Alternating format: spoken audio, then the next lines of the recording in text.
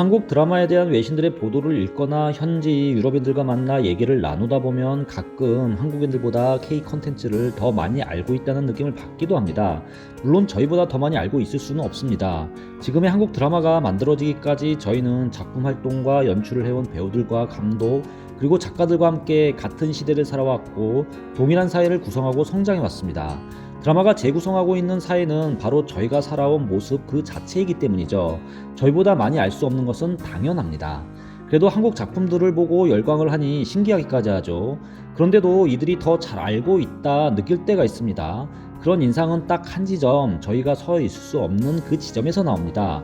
바로 한국 드라마를 추앙하고 있기 때문에 서 있는 지점이 다른 겁니다.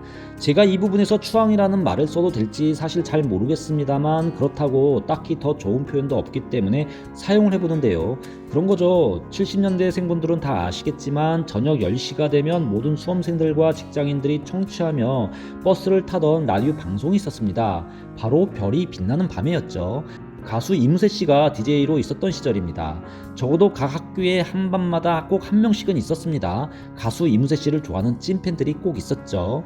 그리고 월요일이 되면 일요일 별밤 공개 방송 무대에서 어떤 일이 있었는지 얘기를 나누는 것이 월요일 아침 학생들의 일과였죠. 제가 말씀드리는 추앙은 지금 이런 종류를 얘기하는 건데요.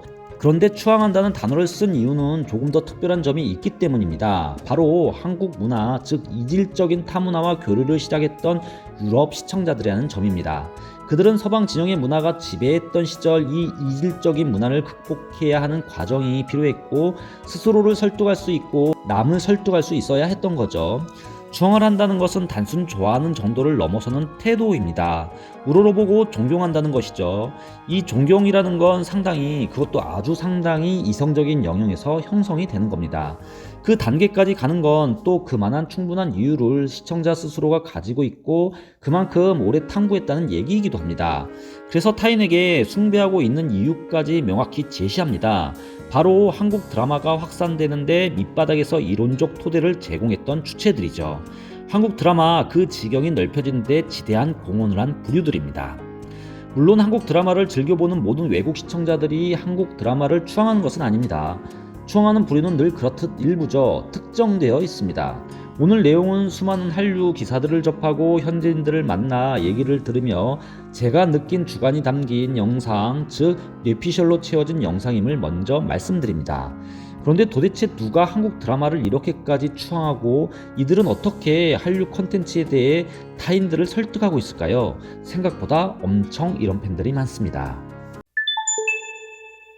먼저 한국 드라마를 추앙하는 부류는 현재 10대, 20대 초반의 즉 한류 주소비층이라고 생각되는 그 세대가 아닐 가능성이 많습니다.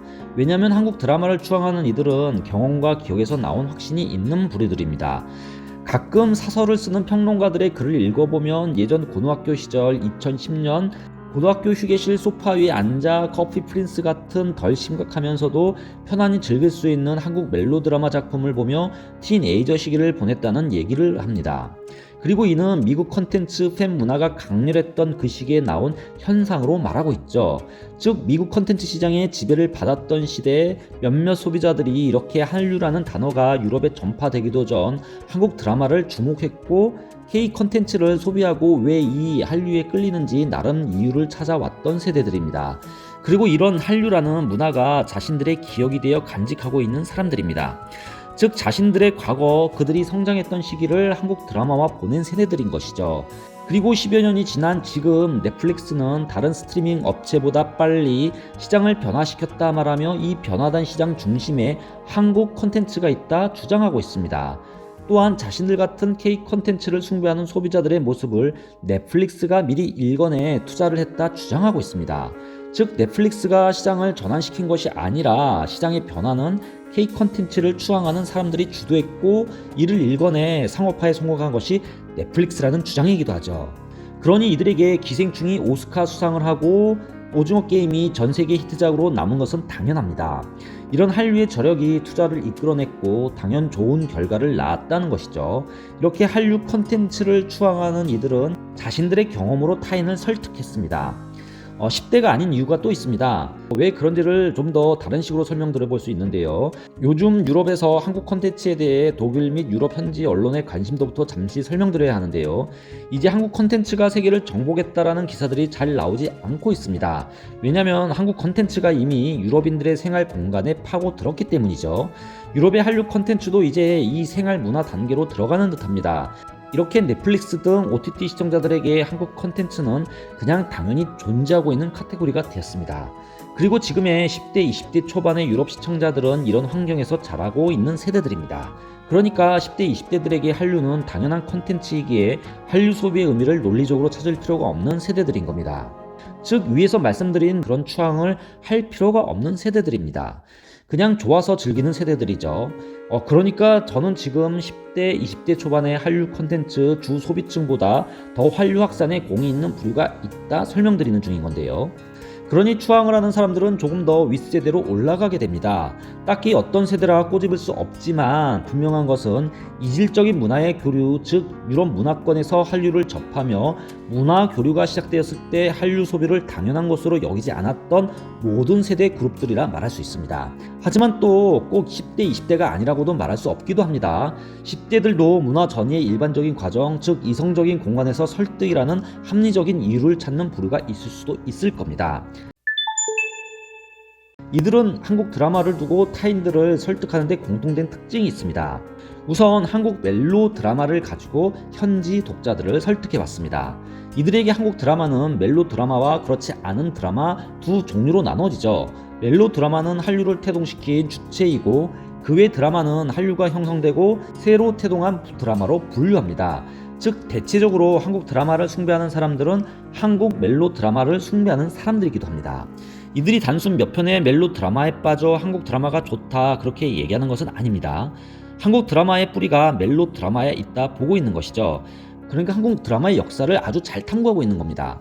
많은 평론들이 먼저 언급하고 있는 것은 최대 히트작 사랑과 야망입니다. 1987년 당시 모든 한국인들이 주말 이 드라마를 보기 위해 모였던 작품으로 소개하기도 합니다. 그리고 이 드라마는 단지 시작이었을 뿐이다. 그 후 수십 년 동안 세계인들은 한국의 멜로 드라마와 사랑에 빠진다 말을 하고 있죠. 그 뒤를 잇는 드라마 겨울연가 역시 이들에게는 엄청난 작품입니다. 그 사이 다른 작품들도 많았지만 유독 한국 드라마를 숭배하는 사람들에게 겨울연가는 엄청난 의미를 갖고 있는데요. 그 이유는 아주 간단합니다. 일본 전 열도를 뜨겁게 한 작품이기 때문이죠. 드디어 한국에만 있던 한국 멜로 드라마가 타 문화권에서도 이목을 집중시키는 작품으로 나타나기 시작했기 때문입니다. 그리고 그 후 등장한 단어가 현재 모든 문화 소비자들의 입에 익숙한 단어 바로 한류이죠. 즉 많은 이들은 한류를 설득할 때 사랑과 야망 그리고 겨울 연가를 가지고 설명을 합니다. 이 오래된 드라마 두 편으로 한국 드라마의 역사와 전형을 얘기하는 것이죠. 그래서 한류와 멜로 드라마는 이들에게는 같은 맥락입니다.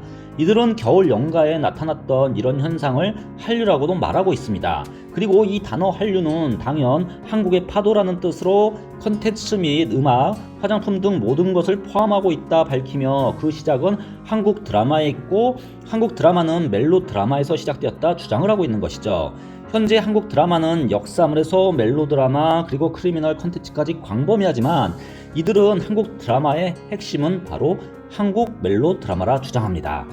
그리고 한국 멜로 드라마는 전에 아주 전형적인 이야기 구성을 따랐다 믿습니다.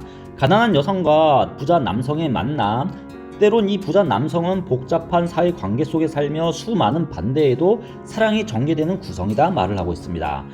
물론 최근 전세계 이목을 집중시키며 데이트작을 기록했던 모든 작품들, 예를 들어 오징어 게임, 더 글로리, 지금 우리 학교는 피지컬 100 등은 한국의 멜로 작품은 아닙니다. 그러나 한국 드라마의 시작과 근본은 멜로 드라마이고 이제 한국 멜로 드라마는 새로운 전성기를 맞이하고 있다 믿고 있습니다. 2018년에서 2022년 사이 한국 멜로 드라마 시청률은 3배가 증가했다. 멜로 드라마 소비자 90%는 한국이 아닌 외국이다. 사랑의 불시착 같은 대표적인 작품뿐만이 아니라 이제 이상한 변호사 우영우 같이 다른 장르에 숨어 들어가 있다. 킹더랜드, 산의 맞선 같은 웹툰 각색 콘텐츠에도 집중을 하고 있습니다. 그리고 한국식의 멜로 드라마가 전 세계 팬들에게 다가가고 있다 설명합니다. 즉 멜로물이 예전 겨울 연가처럼은 아니라 다른 식으로 나타나고 있다, 다른 장르에 숨어 들어가 있다 믿고 있습니다. 과거 전형적인 멜로의 구성에서 벗어나 새롭게 진화한 한국 멜로는 이제 다른 장르에서 변천하고 있다 밝힙니다. 이런 유의 기사들은 사실 찾기가 아주 쉽습니다. 한국은 멜로와 코미디의 극을 융합한다, 한국은 장르를 넘나들고 있다 등 수많은 논평들이 있습니다. 이렇게 이들은 일반 시청자들에게 한국 드라마를 설득할 때 한국의 멜로 드라마를 가지고 설명합니다. 무엇보다 한국 드라마를 추앙하는 사람들은 그들의 학창시절 한국 멜로 드라마와 한 시절을 보냈기 때문에 더더욱 그럴 겁니다. 이들이 생각하는 것처럼 정말로 한국 드라마의 본질이 멜로 드라마인지는 알 수는 없습니다만 설득력이 없는 것도 아닌 듯하죠. 지금까지 독일어 신문을 읽어준 남자 독신남이었습니다.